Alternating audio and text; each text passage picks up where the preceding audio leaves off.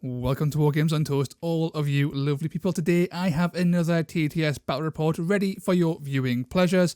This time my Kruleboyz are going toe to toe with a Chaos Micro Legion, and it's going to be a pretty darn good time. Please remember to drop your Orcish Toast a like, a comment and a subscribe to help this channel fight against that dastardly algorithmic demon, and to let me know you would like to see more weekly TTS action. Without further ado, let's check out those lists. So in my list I have a Bolt Boy boss with +1 strength on his crossbow, 1 Gut Ripper and Shank.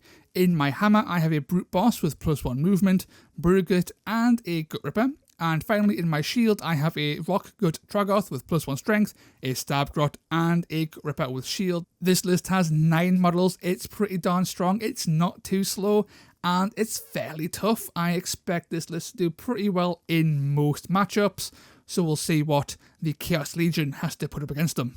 Now, my opponent's list is pretty darn spicy. In his dagger, he has a Decuriarch with +1 toughness and a Hornhelm.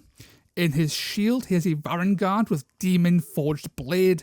And in his hammer, he has a Hornhelm with a bonus reaction and a Fomeroid Crusher. This list is only 5 models strong, but it is very strong. He has a lot of speed here, a lot of toughness, a lot of wounds. More than half of his list is toughness 6. So this is going to be a pretty crazy game, and it's all about if I can kill his guys and get through his monstrous toughness before he punches through my guys. It's going to be one hell of a slug match. Looking at the board here, we have a pretty darn interesting terrain set up. The terrain is fairly open in the middle with some walls and whatnot on the outskirts that really do not come into play at all, simply because our deployments are so aggressively placed. Our daggers come on turn 3, which is rather unusual, and everything else starts on the board. And with this central area here being so open with a bit of scatter terrain that we can mostly ignore, it just means people are going to get in early and just start swinging. Even my comparatively slow list with my movement 4 compared to his movement 5, movement 10 guys is going to be fairly effective at getting in early. Those two hammer deployments are so close together that almost anything could get into combat with just about anything. Speed be damned, but with his movement 10 Varangard, he really could clog up the works and just get in the way. This is going to be a really interesting battle that is just pushing towards death, death, death. And the mission we are playing is Bloodmarked. Basically, we pick a deployed fighter on the battlefield at the start of the first turn, and that fighter becomes Bloodmarked. If this fighter ever dies, then we immediately lose. So we want to keep this guy alive at all costs. And additionally, from the 4th battle round onwards, any blood-marked fighters within 4 inches of the battlefield edge immediately count as being destroyed. Jumping ahead slightly, I picked my Rock Gut Tragoth because he is the toughest thing I have on the board. He's toughness 5, he has 28 wounds, and he can regenerate and also reduce attacks coming in with his reaction, whereas he picked his Fomeroid Crusher, who is fairly darn tough himself. He's toughness 6 with 35 wounds. That's just sheer bulk that can deal with most threats. So these are 2 pretty darn sturdy fighters, and they shouldn't go down too easily, all things considered.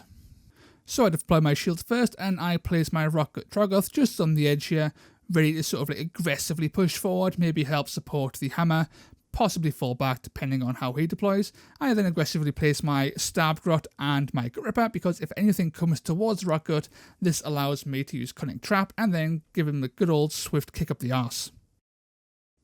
Next up, he places his Varangard so he can basically get wherever he wants to go when he starts on turn 1. I then go with my hammer and place my Brute boss, and then support him with my Gut Ripper and Brugit. I put them in a bit of a line just so the Brute gets out of the way, and this Gut Ripper can move in and do Cunning Trap and just do various other little supporty things should he need to. The Fomeroid Crusher, modelled like a Demon Prince, deploys up along with his Hornhelm ally, and that is all that the Chaos Legion have to deploy. There's only 3 models on the board, which is kind of spicy. We realise that the Varangard was just in the wrong place for what he intended, so he moved him along there and gets ready to go, making sure he's still able to move where he wants to go next turn. Chaos Legionnaires win the ability dice roll-off for the initiative, and he goes to set up his guards, and he goes for a cheeky 3-3. Whereas I turned my 6-6 into a quad 6 for the obvious turn 1 rampage play, very likely on the Brute boss, who is very good at rampaging. At the top of turn 1, I don't have initiative, so I'm really at the behest of what the the Chaos Legion want to do, but he has a lot of power on the board, and frankly, his power is probably higher than mine. I am not too concerned though, because my brute boss is quite a nasty threat, and the turn 1 rampage is more than enough to get this brute boss into combat with the Fomoroid Crusher if I really wanted to. So there's a lot of play here, but that Varan Guard though, that Varan Guard's an issue. If he runs up the side or does anything and get in the way of my guys, he could really split up my 2 warbands. And he's a tough cookie. He will not go down easily, and he does a lot of damage. Relentless Killers is not something you want to be on the wrong side of. And yeah, this looks to be a really cool match. And then turn 3 is when our reinforcements come on, and this match could be over long before turn 3 ever comes into sight. Kicking off proceedings, his Hornhelm waits, and I answer in kind and then wait with my Stavgrot. He then goes over and then waits again. And then, surprise, surprise, I also wait again. His Varan Guard then takes the opportunity to move up here and punishes me quite heavily for being really cagey. I probably should have been far more aggressive and used my earlier turns just to get in there. But he's coming here and he is definitely stopping that now. He's just making sure his Varan Guard isn't engaging the brute boss. If he does, I could Cunning Trap, and then that will result in a massive blow onto his Varan Guard, and he does not want that. So he's placed there, and he's going to do a Relentless Killers swing into this guy, and I use counter just for good measure. And he does a whopping 12 damage, which is very, very nasty, but I survive, and he takes 2 damage in return. Doing what I should have done at the start of the turn, I move up my Brugit and use my Loon Shrine potion on the brute boss, getting him ready to be a bit killy. I definitely should have done this way earlier. This was a massive misplay by me. This should have been done straight away. But then I moved the Brugit away just for safety reasons. He then bravely runs away with his Fomoroid Crusher, and I've now missed my opportunity to go in for the quick attack, and he is just fleeing like the brave coward he is. You can't blame him. If he dies, he loses, so keeping him safe makes sense. I then use Rampage and use this opportunity to charge into his Varan Guard.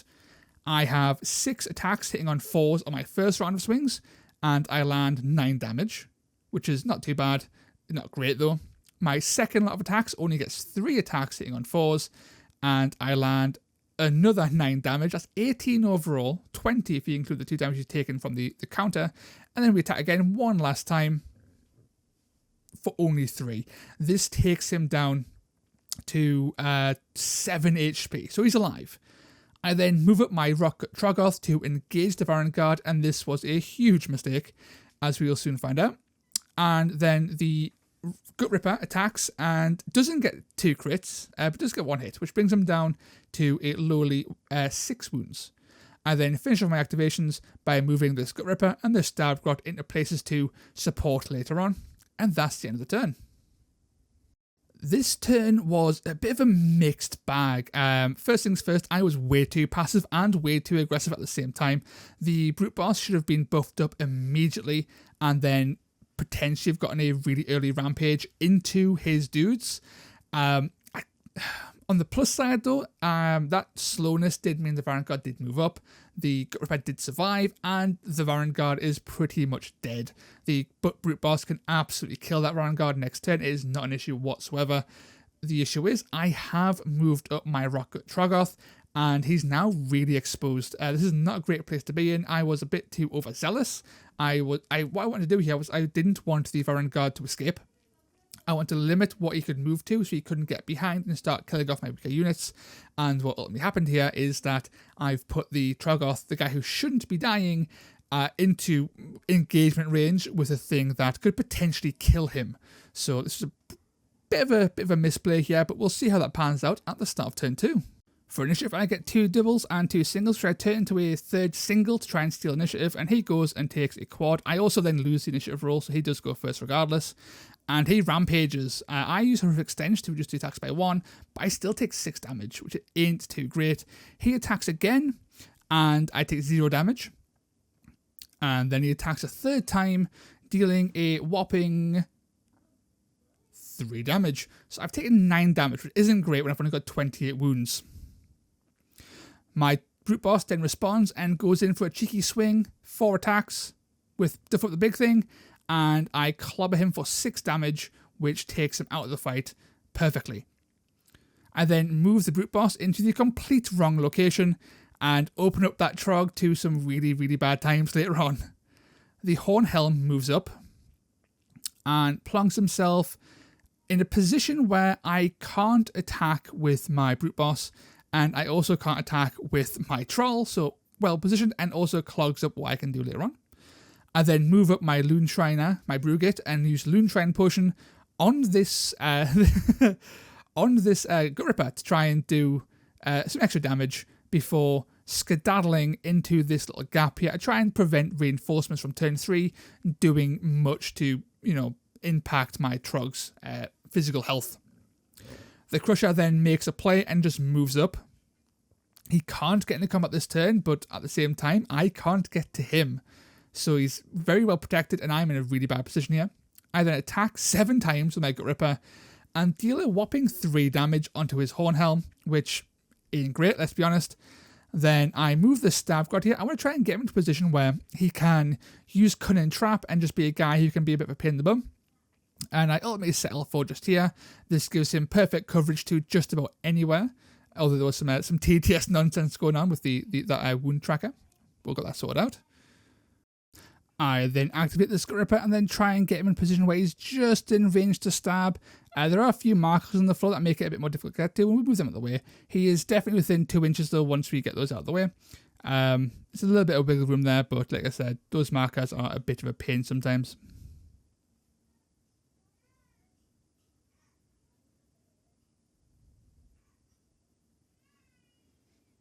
Boom. Perfect 2 inches, and he's ready to go. Although after all that finagling, 2 attacks results in 0 damage, which is not fantastic. So that's the end of battle round 2, and I am in a dreadful position. We actually measured, I am within 4 inches of my own table edge, which means that if I'm here at the end of turn 4, I actually automatically lose, and that is not a good time. Not only that, that Fomroid Crusher is in a perfect position now just to run up and just smack my Trog, and again, that ain't great. That Horn Helm is in the way, it blocks my guys getting to his guys. His Fomroid Crusher is at full wounds. My Trog has taken 9 already. It's a bad place to be in. This game has took a very, very quick and negative turn, that's for sure.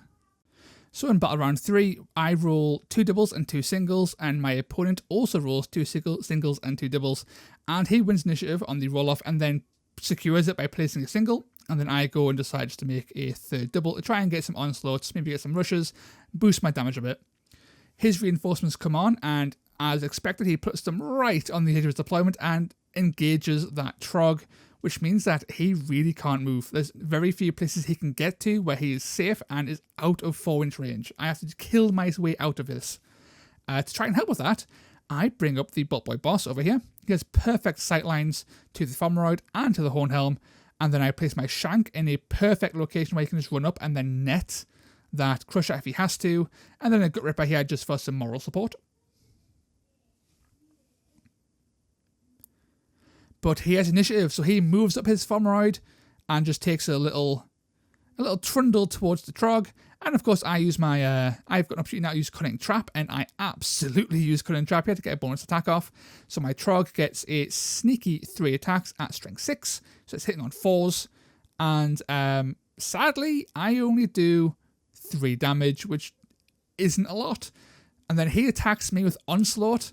I have 19 wounds, he's hitting me on 3s, and I forgot to fart with my Horrific Stench, and I take 20 damage, which kills my Trog, which is a devastating end to a game that was going downhill very quickly, although at the time I did not see that happening. This is obviously a Chaos Legion victory, and it is well deserved. I misplayed that game horrendously. That Trog should not have been in that position ever. He should have been out back and safe. The brute boss was more than capable of taking on the Vanguard by himself. He was more than capable of possibly even taking on that Fomroid Crusher. With Duff Up the Big Thing, the brute boss is absolutely lethal, and yeah, with enough support, it could have went differently, but I was way too cocky. This list is very aggressive. I've played this list a lot of times, and there's very few things it can't kill. So that cockiness absolutely got us in the arse. And again, little errors. I completely forgot to use horrific stench, and credit to my opponent, he offered to let me go back and use it, and of course I politely said no, that was my error. I would absolutely not go back and change a dice roll because I missed a rule there. So yeah, the Trog got absolutely annihilated by that Fomeroid, and it was entirely down to my own errors, both in forgetting rules and of course just forgetting that Fomeroid Crushers are really brutal, and he completely outmaneuvered me, outplayed me, and this was a well-deserved victory and an absolute stomping for the Chaos Legion. Well played, and that's it. And that is the end of this video. If you liked what you saw, then feel free to leave a like, a comment and subscribe. It helps me fight against that dastardly YouTube algorithmic demon and lets me know that you want to see more TTS content. I'm hoping to get these out every Friday, and hopefully they're not quite as swift as this 15-minute slapfest. But until next time, thanks for watching, and I'll see you in the next video. Ta-ra!